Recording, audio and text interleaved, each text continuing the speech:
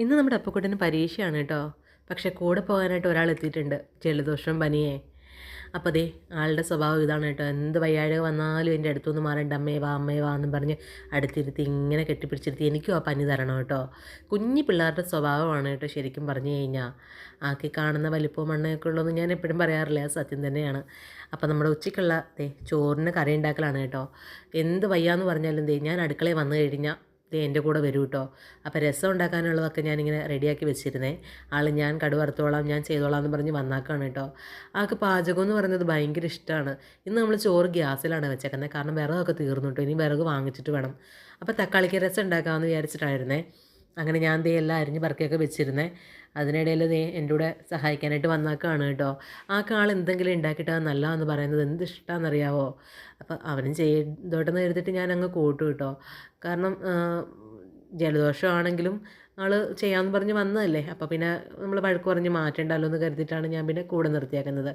രസവും ഉണക്കമീനും, അതും തക്കാളി രസവും ഉണക്കമീനും ഭയങ്കര ഒരു നല്ല കോംബോയാണ് കേട്ടോ. എനിക്ക് ഭയങ്കര ഇഷ്ടമാണ് അങ്ങനെ തക്കാളി രസവും ഈ ഉണക്കമീനും കഴിക്കാനായിട്ടേ.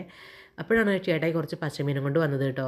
പക്ഷേ ഉണക്കമീൻ വറുക്കുന്നത് കൊണ്ട് ഞാൻ ഈ പച്ചമീൻ ഇന്ന് എടുക്കത്തില്ല, നാളെ എടുക്കാം. എല്ലാം കൂടി ഒരുമിച്ച് എടുത്ത് തീർക്കണ്ടല്ലോ. അതിനിടയിൽ ഞാൻ പറഞ്ഞു മുമ്പിൽ കുറച്ച് നേരം കൂടെ വായിച്ച് പഠിക്കാൻ പറഞ്ഞപ്പം ആക്കുന്ന സംസ്കൃതമാണ് കേട്ടോ. അങ്ങനെ ആൾ വായിച്ച് പഠിക്കുകയാണേ. എന്നാൽ പിന്നെ മീനും കഴുകി വെച്ചേക്കാമെന്ന് വിചാരിച്ചു കേട്ടോ. അങ്ങനെ ഞാൻ മീനെല്ലാം നന്നായിട്ട് കഴുകി എടുക്കുകയാണേ. മീൻ കഴുകി എടുത്തിട്ട് ഒരു പാത്രത്തിലേക്ക് ഈ മീൻ ഇട്ടിട്ടുണ്ടല്ലോ, നിറച്ച് വെള്ളം ഒഴിക്കും കേട്ടോ. അങ്ങനെ അത് ഫ്രിഡ്ജിലേക്ക് എടുത്ത് വെക്കും. അങ്ങനെ വെച്ച് കഴിഞ്ഞാൽ ഉണ്ടല്ലോ, വെള്ളം ഒഴിച്ച് വെക്കുമ്പം ഈ മീൻ നല്ല ഫ്രഷ് ആയിട്ട് തന്നെ ഇരുന്നോളുവേ. നമ്മൾ ഫ്രിഡ്ജിൽ വെച്ചിട്ടെടുത്ത് കറി വെക്കുന്നതെന്നുള്ളൊരു ടേസ്റ്റേ തോന്നത്തില്ല കേട്ടോ. അപ്പോഴത്തേക്കാണെങ്കിൽ അപ്പക്കുട്ടന് ഒരു മുട്ട പൊരിക്കണം എന്ന് പറഞ്ഞിട്ട് മുട്ട പൊരിക്കാനായിട്ട് കുറേ ഉള്ളി അങ്ങ് അരിഞ്ഞിട്ടു കേട്ടോ. ഒരു മുട്ടയേ ഉണ്ടായുള്ളേ. ഞാനപ്പോൾ അവനോട് ചോദിക്കുമായിരുന്നു, ഇത് മുട്ട പൊരിച്ചതാണോ ഉള്ളിത്തോരനാണോ എന്നേ. അങ്ങനെ ആൾ മുട്ടയൊക്കെ പൊരിച്ച് ചോറുണ്ണാൻ പോവാണ്. അപ്പോൾ അങ്ങനെ നമ്മുടെ തക്കാളിക്ക രസവും മുട്ട പൊരിച്ചതും ഉണക്കമീൻ വറുത്തതും ചീരത്തണ്ട് അച്ചാറും കഴിഞ്ഞ ദിവസം ഉപ്പിലിട്ട ചാമ്പയ്ക്കയും പിന്നെ കൂടെ തൈരും എടുത്തിട്ടുണ്ട് കേട്ടോ. ജലദോഷം ആയതുകൊണ്ട് തൈര് കഴിക്കണ്ടെന്ന് പറഞ്ഞതാണ്. പക്ഷേ ആൾ തൈര് വേണമെന്ന് പറഞ്ഞ് വാശി പിടിച്ചുകൊണ്ട് ഞാൻ തൈര് കൊടുത്തേ. അപ്പോൾ എന്നോട് പറഞ്ഞു അമ്മ കഴിക്കുന്നില്ലെന്ന് വെച്ചപ്പോൾ ഞാൻ പറഞ്ഞു എനിക്കിപ്പോൾ വേണ്ട, പപ്പ വന്നിട്ട് മതിയെന്നേ. അപ്പോഴത്തേക്ക് ആളുടെ വക ഒരു ഉരുള വാരി തന്നു കേട്ടോ. അങ്ങനെ ആൾ ചോറൊക്കെ കഴിച്ച് കഴിഞ്ഞു. അപ്പോൾ ഞാനൊരു ഉണക്കമീൻ എടുത്ത് കഴിച്ചു. എനിക്ക് ഭയങ്കര ഇഷ്ടമാണ് കേട്ടോ ഇങ്ങനെ ക്രിസ്പി ആയിട്ടിരിക്കുന്ന ഉണക്കമീൻ കഴിക്കാനായിട്ടേ. അച്ഛനാണെങ്കിൽ പക്ഷേ എന്നെ വഴക്കുറയിട്ട് ഇങ്ങനെ ഉണക്കമീൻ കഴിച്ചു. അപ്പോൾ നമ്മുടെ അപ്പക്കുട്ടൻ പോകാൻ ഇറങ്ങി കേട്ടോ. ഇന്ന് അപ്പക്കുട്ടൻ സൈക്കിൾ വെട്ടി പോകാൻ വയ്യായിട്ട്, ജലദോഷം ഉള്ളതുകൊണ്ട് നല്ല വെയിലൊക്കെ അല്ലേ.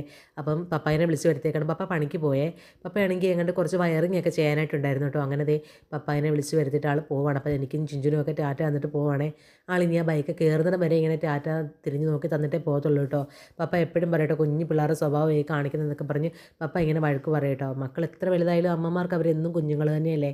അപ്പോൾ ഇന്ന് നമ്മുടെ വീഡിയോ ഇത്രയേ ഉള്ളൂ. എല്ലാവർക്കും ഇഷ്ടപ്പെടുവാണെങ്കിൽ ഒന്ന് സബ്സ്ക്രൈബ് ചെയ്തേക്കണേ. ടാറ്റാ.